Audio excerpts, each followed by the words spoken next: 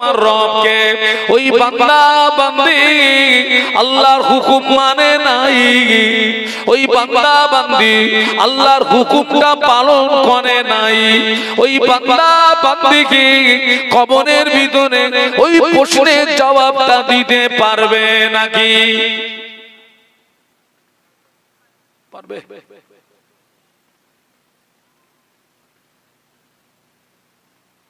ও আমার মায়েরা, আল্লাহ নবী ১৫০০ বছর আগে আল্লাহ পাক কোরআন শরীফের ভিতরে বলেছেন, মা তাকুমুর রাসূলু ফাখুযুহু ওয়া মা নাহাকুম আনহু ফান্তাহু। আল্লাহ পাক বললেন, আমার হাবিব তোমাদের যে কাজ করতে আদেশ করে আমার হাবিবের আদেশটাকে মেনে নাও। ওয়া মা নাহাকুম আনহু ফান্তাহু, আমার হাবিব যেটা নিষেধ করে ওটাকে তোমরা ছেড়ে দাও। আমার হাবিবের আদেশটাকে মেনে নাও, নিষেধটাকে ছেড়ে দাও।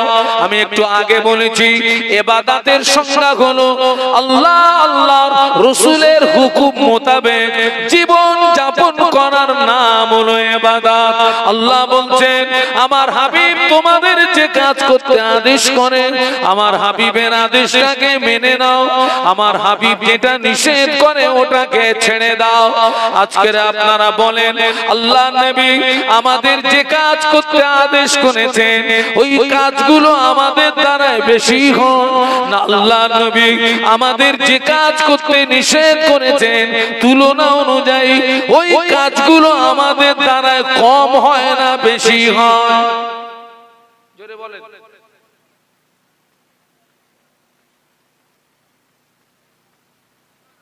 তাহলে আল্লাহ পাক যে উদ্দেশ্যে আমাদেরকে পৃথিবীর জমিনে পাঠিয়েছেন ওনার জীবনটা কি সেই রুটে চলেছে কি না?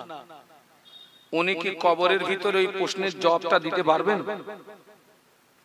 বলুন বলুন। ও ছেলেরা,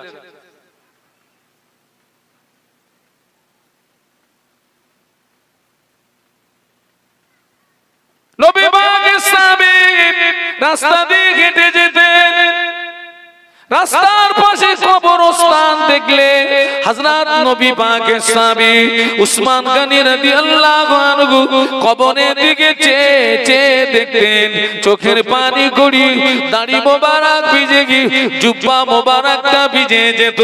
হুজুর কাঁদতে কাঁদতে কবরস্থানের পাশে বেহুশ হয়ে পড়ে যেতেন।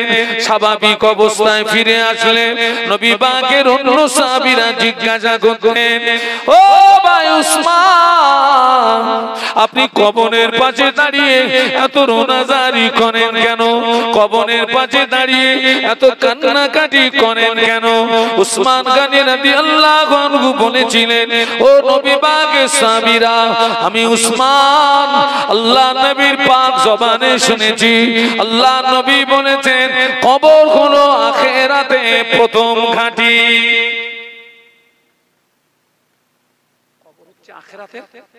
একটু কথা বলুন। প্রথম ঘাঁটি। ও ছেলেরা, আমার দিকে তাকাও, আমার দিকে তাকাও। কবর হচ্ছে আখিরাতের। ও নবী পাকের সাহাবীরা, আমি উসমান আল্লাহ নবীর জবানে শুনেছি আল্লাহ নবী বলেছেন কবর হলো আখিরাতে প্রথম ঘাঁটি। আল্লাহ নবী বলেছেন কবরে যে ব্যক্তি ধরা পড়বে হাসরে ধরা পড়ে যাবে, মিজানে ধরা পড়ে যাবে, পুলসিরাতে ধরা পড়ে যাবে। কবরে যে ব্যক্তি ছাড় পাবে হাসরে মিজানে পুলসিরাতে ছাড় পেয়ে যাবে। আমি উসমান, আমি যখন কবরের পাশে দাঁড়াই আল্লাহ নবীর কথাটি আমার স্মরণে পড়ে যায়, ওই সময় আমার চোখের পানি ধরে রাখতে পারি না, ওই সময় আমার চোখের পানি গড়িয়ে আমার দাড়ি ভিজে গিয়ে আমার জুব্বাটা ভিজে যায়। যদি বলতে পারলেন না তাকবীর দেন, নারায়ে তাকবীর। আজকে আমরা যেভাবে জীবন যাপন করছি আমি কি জবাব দেবো ওখানে? আজকে একটা মাহফিল হচ্ছে, ওই জানতো রাস্তায় গিয়ে দেখেন তো কি অবস্থাটা হচ্ছে। ওরা কি মরবে না মরবে না? ওদের কি মরণ নেই? আগা ও মরবে না, মরবে না।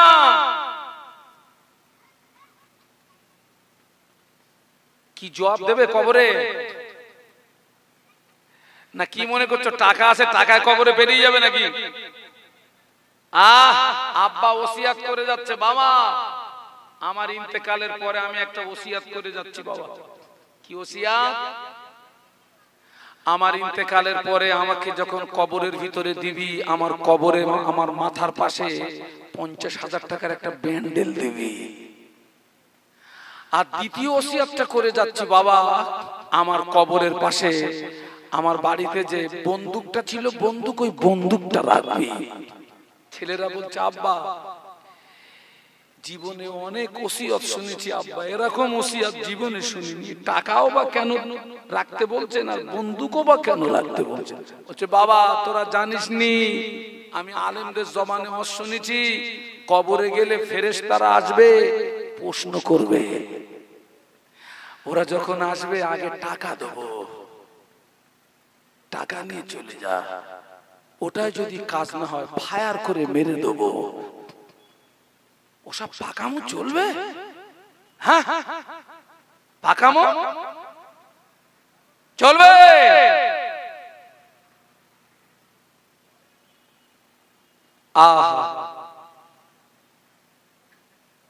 আজকের আমাদের জীবন দেখেন তো, সম্পূর্ণ আমাদের জীবন নামক গাড়িটি অতিবাহিত হচ্ছে আল্লাহ পাক যে উদ্দেশ্যে পৃথিবীর জমিনে পাঠিয়েছেন ওই রুটে না, যে রুটটা আল্লাহ আল্লাহ রসুল অপছন্দ করেন সেই রুটে। ঠিক বলছি না ভুল বলছি? আল্লাহ পাক কোরআন শরীফের ভিতরে বলেছেন, ইন্নাল্লাহা আশতারা মিনাল মুমিনিনা আনফুসাহুম ওয়া আমওয়ালাহুম বিআন্না লাহুমুল জান্নাহ। একটু বলুন আল্লাহু আকবার। কি হচ্ছে বাবা?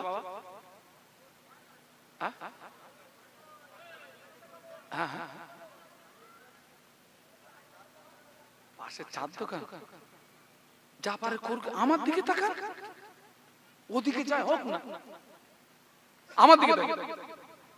ও আল্লাহ পাক কোরআনে বললেন, ইন্নাল্লাহা আশতারা মিনাল মুমিনিনা আনফুসাহুম ওয়া আমওয়ালাহুম বিআন্না লাহুমুল জান্নাহ। একটু বলুন আল্লাহু আকবার। আপনাদের কষ্ট হচ্ছে না তো? আর একটু জবান খুলে বলুন আল্লাহু আকবার। না হয়নি, আরো জবান খুলে বলুন। আল্লাহ বলছেন, নিশ্চয়ই আমি কিনে নিয়েছি মুমিনদের কাছ থেকে।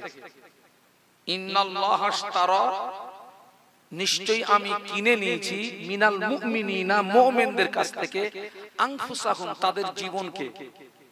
কে কিনে নিয়েছে? সবাই মিলে বলুন। ওয়া আমওয়ালাহুম, তাদের মাল সম্পদকে। আমাদের জীবন এবং আমাদের মাল সম্পদ আল্লাহ কিনে নিয়েছেন কিসের বিনিময়ে? বিআন্না লাহুমুল জান্নাহ, জান্নাতের বিনিময়ে। একটু জোরে বলুন, আরো জোরে বলুন। তার মানে আমাদের জীবন বিক্রি হয়ে গেছে, আমাদের মাল সম্পদ আমরা বিক্রি করেছি কার কাছে? মিলে সবাই মিলে বলুন, কিসের বিনিময়ে? জান্নাতের বিনিময়ে। তার মানে যে জীবনটা আল্লাহর কাছে বিক্রি করেছি, তাহলে এই জীবনটা কোন রাস্তায় চালাতে হবে? ওই আল্লাহর রাস্তায়। আর যে মাল আল্লাহ কিনে নিয়েছেন, ওই মালটা কোন রাস্তায় ব্যয় করতে হবে? এখন যদি আমার জীবনটা আল্লাহর রাস্তায় না চলে, আমার মাল যদি আল্লাহর রাস্তায় ব্যয় না হয়, বাবা আবার এই জান আর এই মাল যদি আমি অন্য কারোর কাছে বিক্রি করি, আমি কি চিটিংবাজি করেছি না করিনি? এই যে জায়গাটায় বসে আছেন, মনে করুন জায়গাটা আমার জায়গা, এই জায়গাটা আমি আমার এই ভাইয়ের কাছে বিক্রি করেছি 5 লাখ টাকায়। আবার এই একই জায়গা আপনাদের মসজিদের ইমাম সাহেবের কাছে বিক্রি করেছি 1 টাকা। এক জমি বিক্রি করেছি কবা। আমি এই প্রথম ব্যক্তির সঙ্গে চিটিংবাজি করেছি না করিনি? তাহলে আমরা আল্লাহর কাছে বিক্রি হওয়ার পরে এই জীবন যদি আবার ইবলিসের কাছে বিক্রি করি, আমাদের জীবনটা বিক্রি করলাম কবা। তাহলে বান্দা হিসাবে চিটিংবাজি করছি কার সঙ্গে? রেহাই পাবো তো? আমার কথা বুঝতে পারছেন? কিরাম চিটিং বাজিয়ে আহা আহা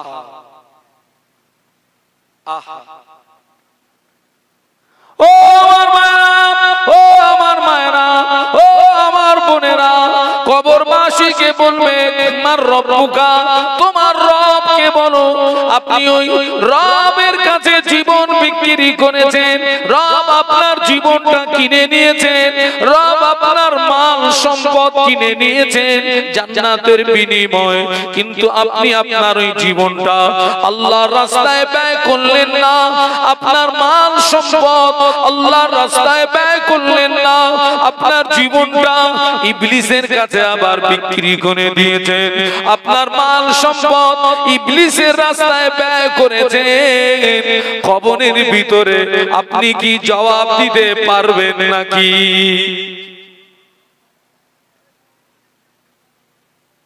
দুনিয়াটা হচ্ছে ক্ষণস্থায়ী, আখিরাত এ তো 50 বছর, 60 বছর, 70 বছর, খুব বেশি নেই 100 বছর। এখন মানুষ আর 100 বছর বাঁচে? গড়ে কত এসে গেছে? হ্যাঁ, আগে বলতো 60, এখন দেখছি 60এও যাচ্ছে না, যাচ্ছে না। দুনিয়া এসছে আদনা শব্দ থেকে, যার বাংলা মানে হচ্ছে তুচ্ছ। দুনিয়া এসছে আদনা শব্দ থেকে, যার বাংলা মানে কি বলেছি? তুচ্ছ। আজকের দুনিয়ার মোহে পড়ে আমরা কিন্তু কবর ভুলে গিয়েছি ভাই, কবর ভুলে গেছি। আজকের আমাদের ভিতরে ইবাদত আমল কিচ্ছু নেই, নামাজ, জিকির, তাসবিহ, তেলাওয়াত সব উঠে গেছে, সব উঠে গেছে। এখন একটা প্রতিযোগিতা সবচেয়ে বেশি হচ্ছে, কে কত বড় লোক হতে পারে, কে কত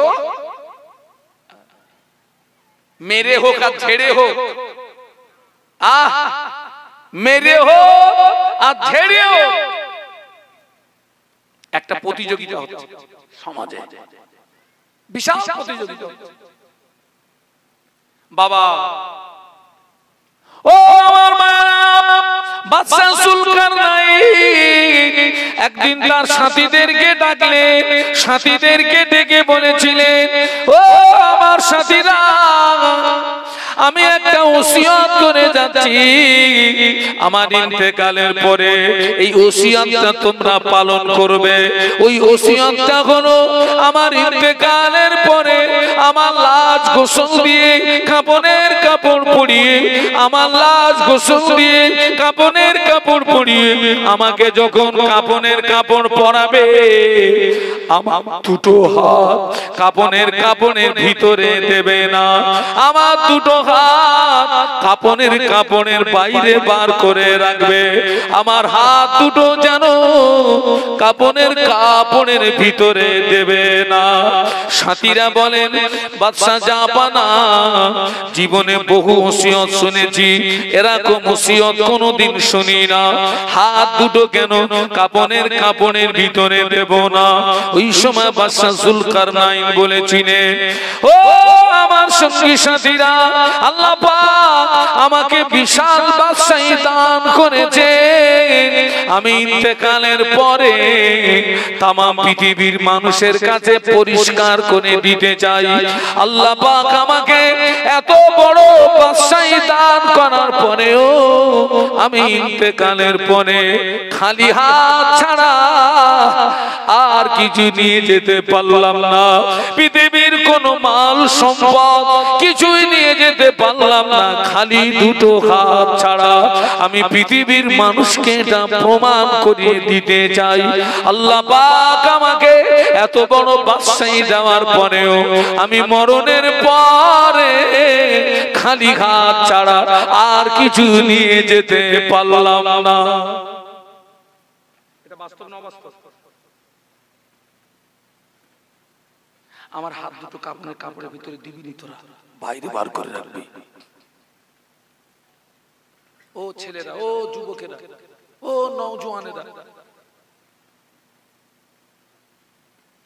একটু ভাবো, একটু চিন্তা করো, মহান আল্লাহ আমাদেরকে পৃথিবীর জমিনে পাঠিয়েছেন, সময়টা নির্দিষ্ট সময় না অনির্দিষ্ট সময়? বলুন। চিচি করতেছেন কেন? আপনাদের কি সুগার? হ্যাঁ, আমি একটা হাই সুগারের রোগী। আমার জন্য মনে হচ্ছে আপনাদের সব 700-800 সুগার। আল্লাহ পৃথিবীতে পাঠিয়েছেন নির্দিষ্ট সময় না অনির্দিষ্ট সময়? নির্দিষ্ট সময়। তাহলে সময় যদি নির্দিষ্ট হয়, ঘড়ির কাঁটা যে গতিতে ঘুরছে ওই গতিতে আমরা মৌতের দিকে এগিয়ে যাচ্ছি। সময় যদি নির্দিষ্ট হয়, একটা রাত একটা দিন আমাদের কাছ থেকে বিদায় নিচ্ছে, মানে আমরা কিন্তু অটোমেটিক কবরের দিকে। এটা স্পষ্ট। একটু ভাবো, অনেক ছেলেকে বলেছি, বাবা তোরা তো সারা জীবন নজ শুনেছিস, বাপ নামাজ কালাম তো পড়িস, একটু নামাজ পড়িস। বলছে হুজুর এখন আমাদের উঠতি বয়স, বাদ মে দেখলুঙ্গা। বয়স ওঠে না নামে? বয়স ওঠে না নামে? দেখো না আল্লাহ পৃথিবীতে কত দেখাচ্ছে। 70 বছরের বুড়ো 25 বছর যুবক ছেলের কবরে মাটি দিচ্ছে। তার মানে 25 বছরের যুবক ছেলেটা মরে গেছে, ওর বাপ হয় না? হয় না? হচ্ছে না? কিসের গ্যারান্টি আছে তোমার?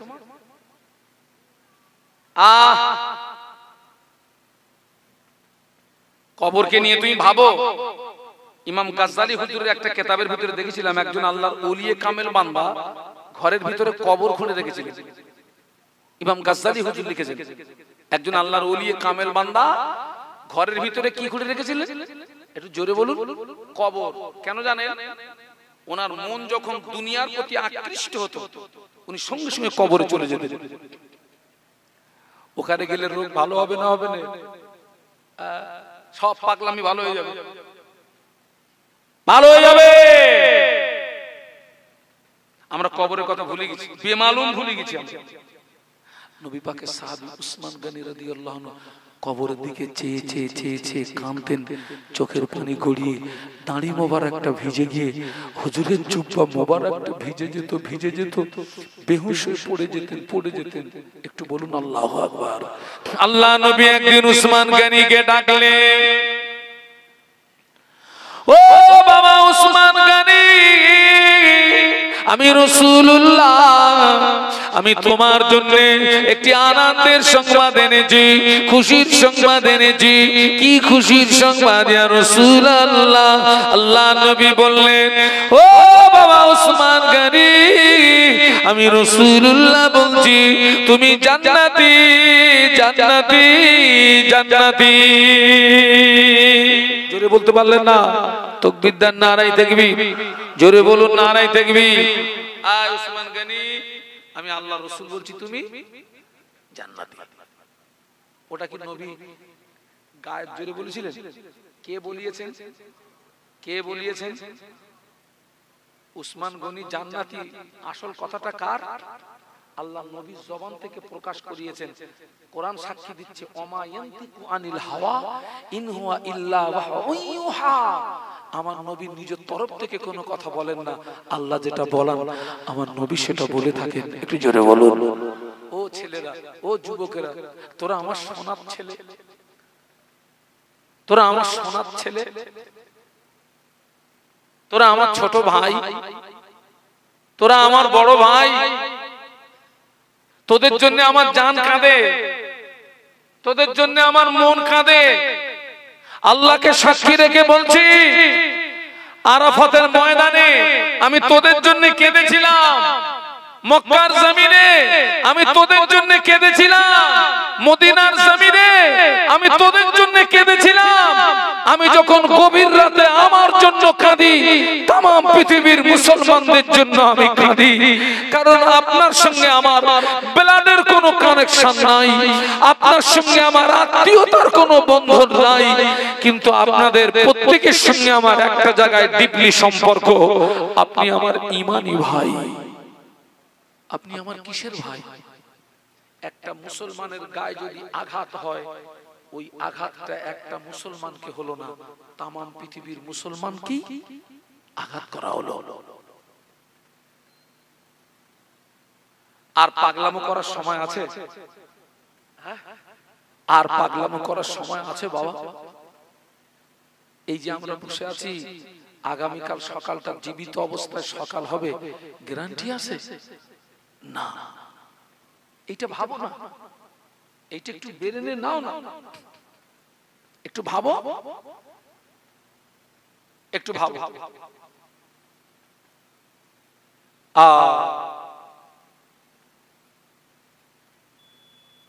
আল্লাহর ফেরেশতারা জিজ্ঞাসা করবে তোমার রবকে, কিন্তু ওই ব্যক্তিটা আল্লাহ পাকের নাফরমান বান্দা। কি বান্দা? নাফরমান বান্দা, আল্লাহর হুকুম মানে নাই, জীবনটাকে আল্লাহর রাস্তায় চালায় না। আল্লাহ নবী যে কাজ করতে আদেশ করেছেন ওই ব্যক্তিটা আদেশটা মানে না। আল্লাহ নবী যে কাজ করতে নিষেধ করেছে ওই ব্যক্তি নিষেধটাকে ছাড়ে না। ওই ব্যক্তি কবরে চলে গেছে, ফেরেশতা জিজ্ঞাসা করবে মার রব্বুকা, তোমার রব কে বলো। ওই ব্যক্তিটা ওই সময় বলবে লা আদরি, লা আদরি।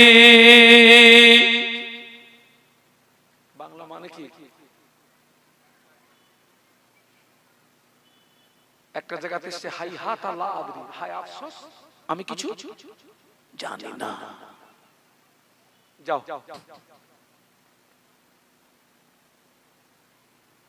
ও ছেলেরা, আল্লাহ ফেরেশতা জিজ্ঞাসা করবে ওমা দিনুকা, তোমার দিন কি বলো।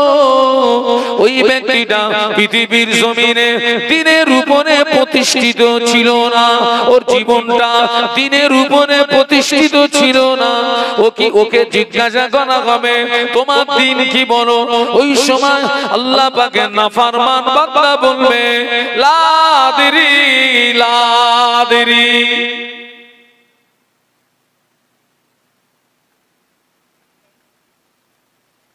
আহা, ফেল হয়ে গেল। কি হয়ে গেল? আল্লাহর ফেরেশতারা ওকে জিজ্ঞাসা করবে ওমান নবিয়ুকা, তোমার নবীকে বলো। ওই ব্যক্তিটা বলবে লা আদরি, লা আদরি। কারণ দুনিয়ার জমিনে ওই তিনটে প্রশ্নের উত্তর দিতে গেলে যে কাজগুলো করতে হয় সেই কাজগুলো করিনি। ব্যাস, এবার যা হওয়ার তাই হয়। আহা, সামলাম সামলাম। আল্লাহ পাক ওই সময় ঘোষণা করে দেবেন ও আমার মালাইকারা, আমার বান্দা মিথ্যা বলেছে, আমার বান্দা ঝুট বলেছে, আমার বান্দার গায়ে জাহান্নামের পোশাক পরিয়ে দাও। কিসের পোশাক? একটু জোরে বলুন। জাহান্নামের পোশাক। ও আমার মালাইকারা, আমার বান্দার কবরে জাহান্নামের বিছানা বিছিয়ে দাও, আর আমার বান্দার কবরের সঙ্গে আমার জাহান্নামের একটা রাস্তা বানিয়ে দাও। আল্লাহ নাফরমান বান্দা যারা হবে ওদের গায়ে জাহান্নামের পোশাক পরিয়ে দেওয়া হবে, ওদের কবরে জাহান্নামের বিছানা বিছিয়ে দেওয়া হবে, ওদের কবরের সঙ্গে জাহান্নামের একটা রাস্তা বানিয়ে দেওয়া হবে। একটু বলুন আল্লাহু আকবার। মেয়েরা পাইপের চুলো রান্না করে দেখেছেন? পাইপের চুলো নিচে দিয়ে জাল দেয়, আগুন বেরোয় কোথায়? ওই চালের মাথায় পাইপ আছে না, চাল ফুটো করে পাইপ বার করে দিয়েছে কোথায়? ওইখান দিয়ে আগুন বেরোয়। আল্লাহ নাফরমান বান্দাদের কবরের সঙ্গে ওই রকম জাহান্নামের একটা পাইপ লাইন করে দেওয়া হবে। ঘানটা বুঝবা, এই ওয়াজ সকলের জন্য না। যারা আল্লাহ বিশ্বাস করে, নবী বিশ্বাস করে, কোরআন বিশ্বাস করে, হাদিস বিশ্বাস করে, জান্নাত বিশ্বাস করে, জাহান্নাম বিশ্বাস করে, ওদের জন্য অনেক মুসলমান কবরের আযাব বিশ্বাস করে না। এরা মাল আছে, আপনারা খবর রাখেন না, পুরো নাস্তিক। পুরো কি বলেছি? নাস্তিক, পাকা পাকা নাস্তিক। কবরের আযাব বিশ্বাস করে না, সব মাল। সকলের জন্য এক শ্রেণীর মুসলমান বলে, ও আলেমরা ওরকম বলতে হয় তাই। বাস্তব বলছি না, বাস্তব বলছি। ঘানটা বুঝবা, ঘানটা বুঝবা। জাহান্নামের পোশাক, জাহান্নামের বিছানা, কবরের সঙ্গে জাহান্নামের একটা রাস্তা।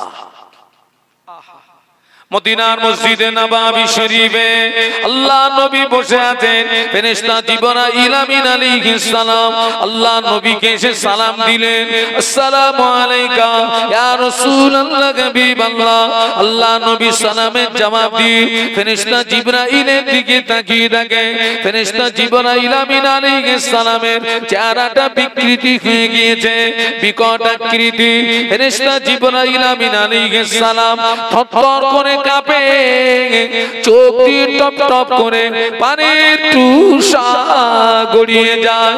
আল্লাহ নবী জিজ্ঞাসা করলেন, ইয়া কি জিবরাইল, ও ভাই জিবরাইল, তুমি প্রতিদিন আল্লাহ পাকের পক্ষ থেকে আমার কাছে সুখবর নিয়ে আসো।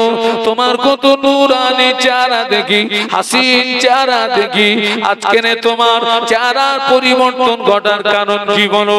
তুমি কাঁদছো কেন? কি হয়েছে তোমার? ফেরেশতা জিবরাইল আমিন আলাইহিস সালাম বলেছিলেন, ইয়া রাসূলুল্লাহ হাবিবাল্লাহ, আমি জিবরাইল এই মুহূর্তে আল্লাহ পাকের কঠিন জাহান্নাম থেকে ঘুরে আসলাম। আল্লাহর জাহান্নাম এত শক্ত জায়গা, আল্লাহর জাহান্নাম এত কঠিন জায়গা, আল্লাহর জাহান্নামের আগুন এত কঠিন। আমি জিবরাইল ওই জাহান্নামকে পরিদর্শন করার সঙ্গে সঙ্গে আমার চেহারাটা বিকৃতি হয়ে গিয়ে চোখের পানি গড়িয়ে যায়। আল্লাহ নবী বললেন, ইয়া কি জিবরাইল, ও ভাই জিবরাইল, জাহান্নামের ভিতরে কি কি পরিদর্শন করলে আমাকে একটু বলো না ভাই, আমাকে একটু শোনাও না ভাই। ইয়া রাসূলুল্লাহ হাবিবাল্লাহ, জাহান্নাম হলো শান্তি, জাহান্নাম হলো শান্তি। জাহান্নামের একটি দরওয়াজা থেকে অপর দরওয়াজা 70 বছরের রাস্তা হবে, একটি দরওয়াজা থেকে অপর দরওয়াজা তা 70 গুণে বেশি হবে। আল্লাহ পাক জাহান্নামের আগুনকে সর্বপ্রথম 1000 বছর জ্বালালেন। 1000 বছর জ্বালানোর পরে জাহান্নামের আগুনের রং হলো লাল। আল্লাহ আবার 1000 বছর জ্বালান, 1000 বছর জ্বালানোর পরে জাহান্নামের আগুনের রং হলো সাদা। আল্লাহ আবার 1000 বছর জ্বালান, 1000 বছর জ্বালানোর পরে জাহান্নামের আগুনের রং হলো কালো। ইয়া রাসূলুল্লাহ, জাহান্নামের আগুন এত কালো, যারা জাহান্নামী হবে আগুনের মতো পাশাপাশি দাঁড়িয়ে থাকবে, কিন্তু না না, একে অপরকে দেখতে পাবে না। বলো না আল্লাহু আকবার, জোরে বলো না। জাহান্নামের আগুনটা তো কালো হবে, যারা জাহান্নামী হবে আঙ্গুলের মতো পাশাপাশি দাঁড়িয়ে থাকবে, লেকিন একে অপরকে দেখতে পাবে না। ইয়া রাসূলুল্লাহ গে,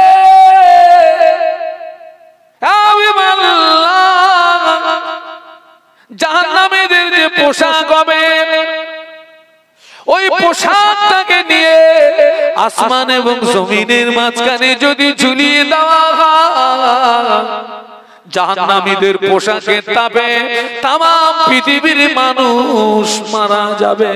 ইয়া রাসূলুল্লাহ, ওই জাহান্নামকে একটা সূচ দিয়ে যদি সিদ্ধন করে দেওয়া হয়, সূচের সিদ্ধন দিয়ে সরিষা দানা পরিমাণে জাহান্নামের আগুন পৃথিবীর জমিনে যদি নেমে আসে, পৃথিবীটা পুরো সরকার হয়ে যাবে। ইয়া রাসূলুল্লাহ হাবিবাল্লাহ, যারা জাহান্নামী হবে, জাহান্নামীদের গায়ের চামড়া 42 হাত পুরু হবে। কত হাত? এই ছেলেরা তোমরা কি ইতিকাফের নিয়ত করেছো নাকি? কত হাত? এই চামড়া এত পুরু হবে কেন? জাহান্নামীদের গায়ের চামড়া 42 হাত পুরু হবে। কেন জানেন? জ্বালা যন্ত্রণা অনুভূতি হয় চামড়ায় না গোশতয়? চামড়ায়। আল্লাহ জাহান্নামীদের গায়ের চামড়াটা অতটা পুরু করে দেবেন যাতে করে ওরা জাহান্নামের আযাবের মজাটা ভালো করে। আল্লাহর নবী হযরত জিবরাইল ইসলামের কাছ থেকে জাহান্নামের বর্ণনা শুনছিলেন, কাঁদছিলেন, চোখ দিয়ে দর দর দর দর দর দর করে পানি গড়িয়ে যাচ্ছে। আল্লাহর রাসূলের কাঁদছিলেন, নবী কাঁদছিলেন। আহা, আল্লাহ নাফরমান বান্দার গায়ে ওই জাহান্নামের পোশাক পরিয়ে দেওয়া হবে। কবরের ভিতরে জাহান্নামের বিছানা বিছিয়ে দেওয়া হবে। কবরের সঙ্গে জাহান্নামের একটা রাস্তা। কিয়ামত যতদিন না হবে, বিচার যতদিন না হবে, ওই ব্যক্তি কবরে আযাব আযাব আযাব আযাব। আহা, আল্লাহ আমাদেরকে হেদায়েত নসিব করুন, আল্লাহুম্মা আমিন। একটু বলুন না আল্লাহুম্মা। ও ছেলেরা জোরে বলো না আল্লাহুম্মা আমিন। আর পাগলামি করুনি, আমি তোমাদের ভাই মোহাম্মদ শাহানুর আলম। পাগলামি করার সময় আর নেই বাবা। আমি তোমাদের ভাই। আমি একদিন তোমাদের মতো নওজোয়ান ছিলাম। নওজোয়ান আগে আমি নিজে মোটরসাইকেল চালিয়ে প্রত্যেক রাতে 3টে করে মাহফিল করেছি, নিজে ড্রাইভ করে। একদম মাগরিবের নামাজ পড়ে শুরু করেছি, ফজরের নামাজ পড়ে শেষ করেছি। প্রত্যেক রাতে 3টে করে মাহফিল করতাম। এখন বাবা আস্তে আস্তে কি হয়ে যাচ্ছে? শক্তি কমে যাচ্ছে না? এখন তো কাছাকাছি হলে আমি 2টো মাহফিল নেই, আর যখন আমি দূরে চলে যাই একটা মাহফিল। তো যেদিন আমার 2টো মাহফিল থাকে, এই আজকে এখান থেকে আরেক জায়গায় যেতে হবে আমাকে, শেষ মাহফিলটা গিয়ে আমাকে কথা বলতে খুব কষ্ট হয়, খুব কষ্ট হয়। আজকে তোমাদের গায়ে এই যে শক্তি আছে, এই শক্তিটা কালকে কিন্তু থাকবে না। তুমি একদিন বুড়ো হবে। আল্লাহ তোমাকে হায়াত দিক, আল্লাহ তোমার হায়াতে বরকত দিক। তোমারও একদিন চুল দাড়িগুলো পেকে যাবে। আগে আব্বা মা বলতো, আজকের আব্বা মা বলতেন, আজকের খুব চিন্তা হচ্ছে, খুব চিন্তা হচ্ছে। আমরা জিজ্ঞাসা করতাম, আব্বা চিন্তা কি? কি গো বলতাম না? বলতাম না চিন্তা আবার কি? এখন পদে পদে বুঝতে পারছি না চিন্তা কি। দরুদ শরীফ আল্লাহুম্মা, জোরে জোরে পড়ে, জোরে জোরে পড়ে।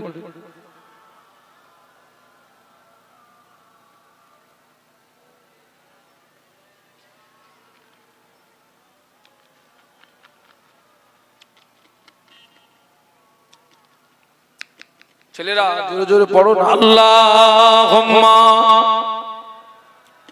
সাল্লি আলা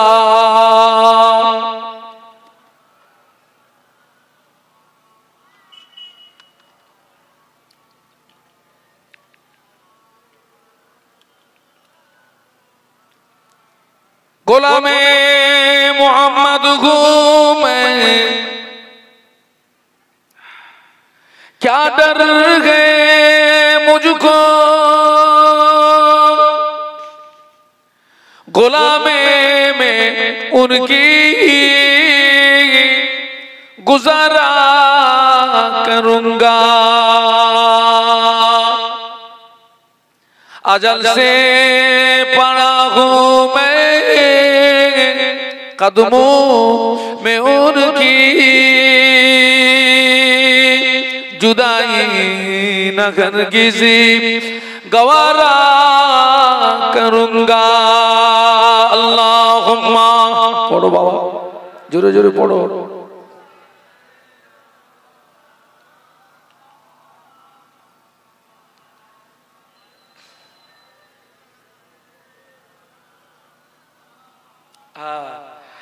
একটু কলেমার জিকির লা ইলাহা ইল্লাল্লাহ, জবান খুলে ছেলেরা বাবা, লা ইলাহা ইল্লাল্লাহ।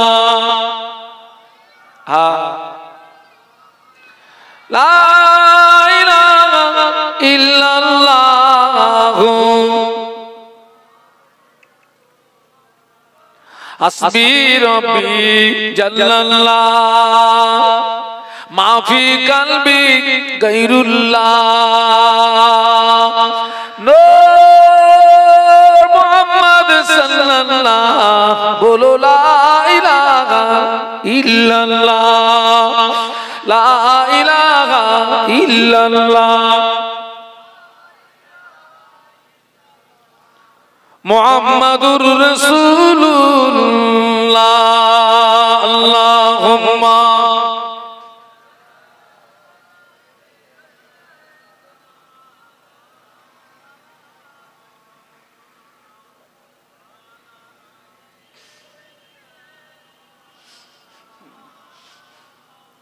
একটু বলুন আল্লাহু আকবার, একটু মহব্বতে বলুন আল্লাহু আকবার। আপনাদের কষ্ট হচ্ছে না তো? আল্লাহকে ডাকলে আল্লাহ খুশি হয় না রেগে যায়? আল্লাহ কোরআনে বলেছেন উদউনি মাশাআল্লাহ, হুজুরের এই জলসাটি শুনে খুব ভালো লাগলো। যদি আপনাদের ভালো লেগে থাকে তাহলে আমাদের চ্যানেলটাকে লাইক, শেয়ার, কমেন্ট, সাবস্ক্রাইব করে পাশে থাকবেন।